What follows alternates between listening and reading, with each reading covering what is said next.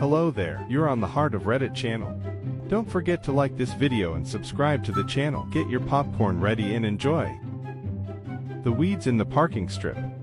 I just remembered this one. Shortly after I left home, my mom bought an old Victorian house. The yard was completely overgrown, and a lot of work was put in cleaning it up, trimming trees and shrubs, etc. But the tall grasses in the parking strip she left alone, because they were pretty. I don't know if the previous owner had planted them, or if they were just weeds. The fire department knew that they were weeds, and a fire inspector left a notice on the door telling her to cut them down. I forget how far. She did not. 2 weeks later, another notice. 2 more weeks, and the fire inspector actually stops to talk to her. He explains the size of the fine if she doesn't comply, and so she finally does. But by next year, the grass has grown tall again.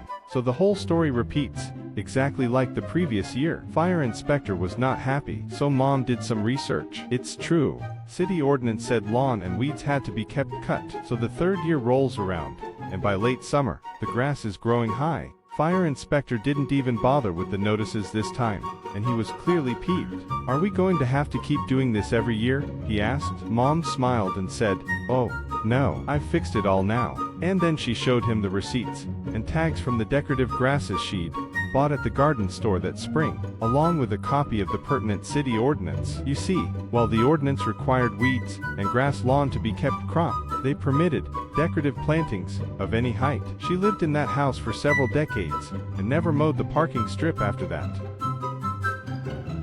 Do my job and my job only. Sure. In 2003-2004 I worked for a call center in Idaho, and I was hired from off the call floor into the facilities department alongside the IT guy. Think primary role facilities with a junior role in it.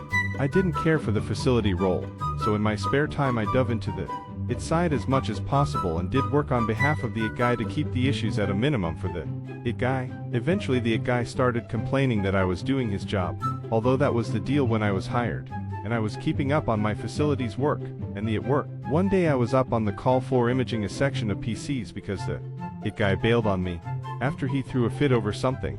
I can't remember what. This day there happened to be an executive on site, and she asked the site manager why the facilities guy was doing at work. I was told to only work on facilities issues. Cue Mick. All of my work from that day forward came in the form of a ticket. No ticket, no work. 75% of the time I was chilling in my office watching a movie while the IT guy was busting his ass. Turns out they needed my help, but wouldn't let me. Eventually the IT guy was let go for underperformance, and I moved into the role full time. Had the guy not complained about me helping, he may have kept his job. Shop steward to hungover to work, gets his day off with a bang. I worked in a union shop as the swing shift foreman, quality engineer, design engineer. The shop steward, head union guy, had 2 strikes for coming in drunk and had used up his sick days. And so, on the night when our hero had been slamming down Schlitz all day, he decided to call in a bomb threat. The clerk who sat next to me answered the call. "Hello, company where hillbillies work. How may I help you?" Yeah. Hi, Bob. That you? Yeah, no. Hey, there is a bomb in the building. Get everyone out. Bob, you joking here? No, get out of there. Click.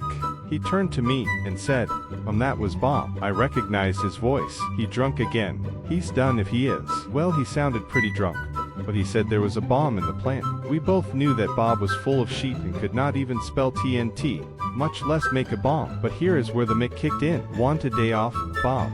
Got your back, bro. I evacuated the plant and called the cops. Everyone stood out in the parking lot hanging out while I combed the building with the bomb squad, and a very good dog. No bomb. We went back to work after an hour, and Bob had called from his double wide. Caller had showed him as the caller. Cops took a photo of that, statements from us, and went and gave Bob one hell of a hangover cure. 5 years in the gray bar Hilton with no booze in sight. And of course Bob was fired.